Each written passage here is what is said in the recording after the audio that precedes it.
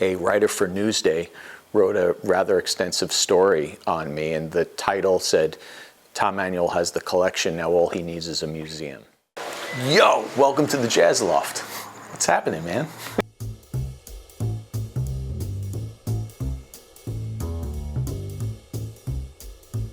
Well, I hope you have a lot of time. We got a lot of stuff. Where do you want to start? It was Lloyd's studio bass, and this is the bass that played Stand By Me. That's pretty cool. I remember asking Lloyd, I said, man, I noticed it's a smaller bass.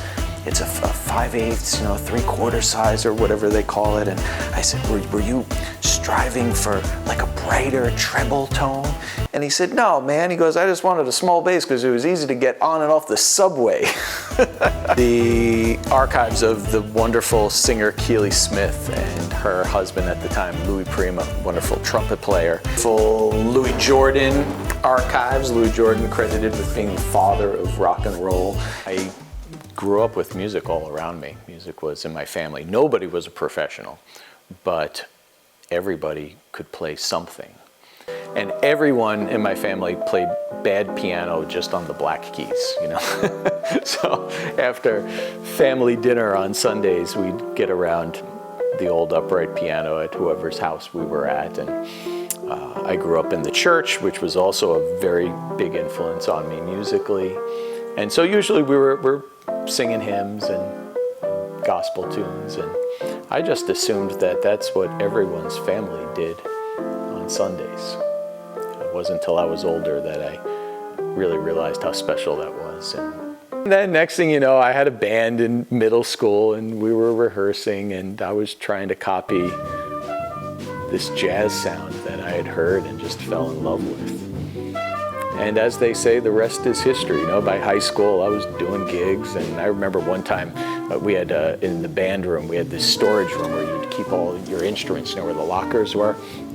And I got called into the director of music's office because he was politely trying to investigate and see why it was that I had a big wad of cash and was observed doing some exchanges of money with students. And I explained to him we had a lot of gigs that week, so the payroll was kind of high. In ninth grade, they thought I was dealing drugs or something, My parents were so supportive, but neither of my parents went to college. So looking back on it, that was a rather challenging season for them because they didn't exactly know what to tell me to do. And I remember my dad saying, maybe you should just get a job. The concept of college and post-college career, I think, was a little obscure to them. But I kind of just copied what my friends were doing. And I knew I loved music, and I knew I loved history. And so I was torn between, do I want to do music or do I want to do history? And I kind of always felt, even though I had no experience teaching, kind of thought I'd want to be a teacher. Two of my friends, their dads were teachers. And so I just kind of copied what they did. And I had a wonderful aunt who supported me applying to Boston University, which I wasn't going to apply to because I remember at the time application fees were $25 and a few of them were $40, and then there were some big schools that were $50, and I remember Boston University was $100, and I just thought, we can't afford $100 application fee. And so my aunt had called and she was asking me what was happening, and I was telling her about my friends and how some were applying to BU, and she said, well, are you going to apply? Would you want to apply there? And I said, well, I'd love to. I said, but I can't. And she said, why? I said, well, it's $100. It's like more than double what the application fee is. And she said, you have to apply. I'm going to pay for it. And so she paid for my application fee, and my dad drove us up there, and I'll never forget, he pulled up. He was so nervous to be in the city. That was such a faraway place for them. He didn't even get out of the truck. My mom came in with me. And then we drove right back. It's bizarre, but I was so blessed. I got a scholarship.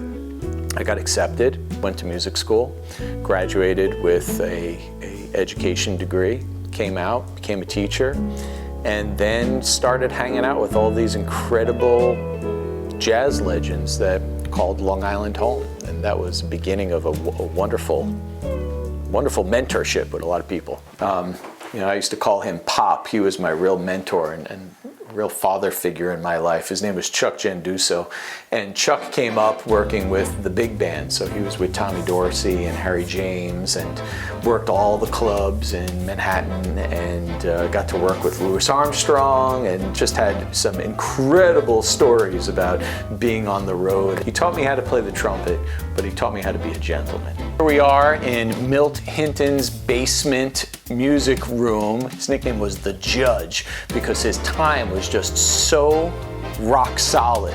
You know, there was no moving him forward or back. He was just the judge of time, and a real great guy. If you went to his house, his big thing was he would cook you a hot dog, a soubrette hot dog, and Budweiser. That was his go-to meal if you stopped in and said hi to Milt. So, but the real secret is behind this bookcase.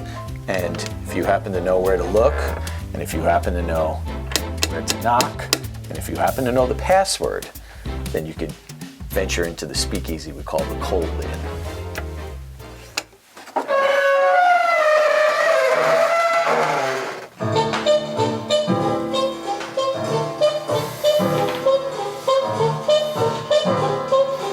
Nancy Wilson and Cannonballing Adderley.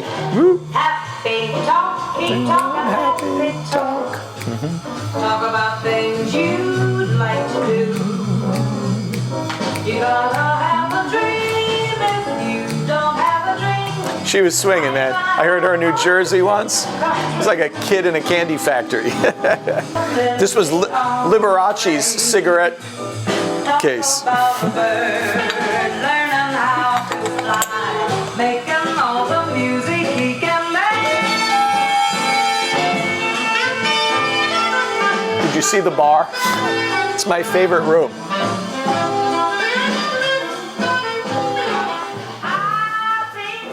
And in typical fashion of the Jazz Loft, nothing is staged. So all of our glassware actually belonged to famous jazz musicians. So these were Arthur Prysox with his initials on them. These belonged to Keely Smith and Louis Prima. This was Milt Hinton's barware. So you know you could choose which famous personality's barware you'd like to have your cocktail in.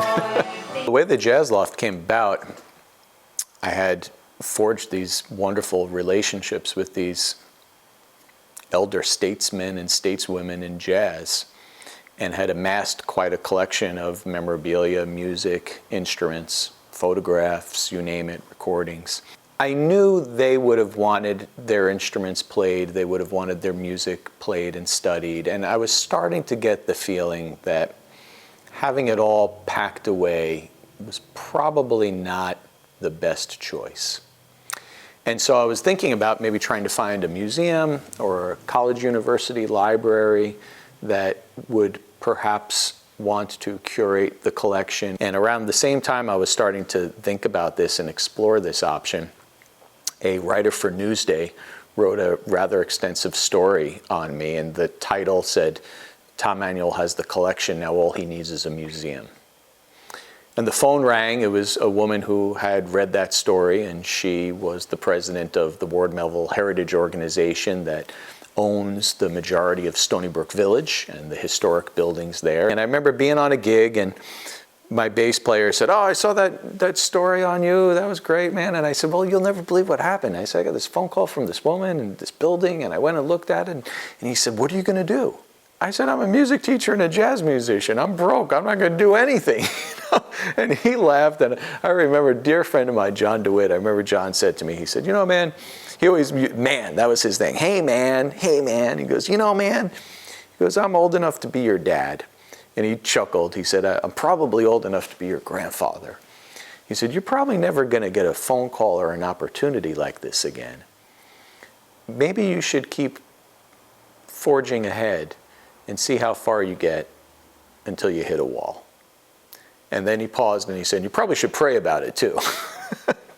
So I thought, wow, that's good advice. So I kept pushing ahead, and we wound up in a board meeting making this presentation, and we literally dreamed up this place that would be an amazing performance space where they'd have a great piano and you didn't have to play a cheesy keyboard, where we'd have a great backline and a drum set and bass amps and guitar amps and all this wonderful equipment and a stage that fit up to a big band. And we dreamed up that it would have this education component with a relationship with a major university, and it would be a 7,000 square foot museum, and it would be this great place. And we went in and we really wowed them, you know. And then they started asking these questions like, are you a not-for-profit? And do you have a board? Do you have any money? The grown-up stuff. Yeah, the grown-up stuff. And I could tell where it was going, and I just cut to the chase, and I said, look, I have to be honest. I said, I didn't expect to do this. And I really appreciated the opportunity. And I said what John said. I said, you know, I just thought this was a great chance to see how far I could move this along. And so I remember we went, and it was me and Ray Anderson, the great jazz trombonist, and we were having drinks at a bar and kind of laughing at the fact that we had just did what we did, you know, half in humor and half in pride that, you know, we tried to champion the cause for jazz.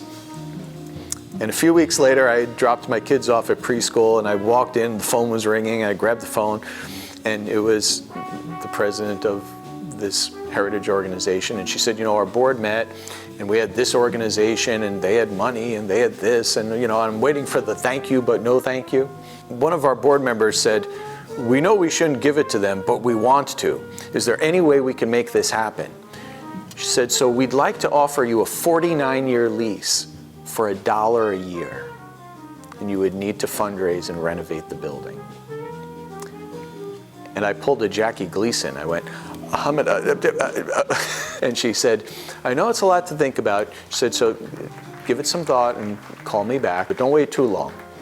And I hung up the phone, and I remember I looked up to the ceiling and I said, Lord, I'm sorry I didn't pray about this, but I never thought I'd get this far before. Marina Sabas with Rubens de la Porte.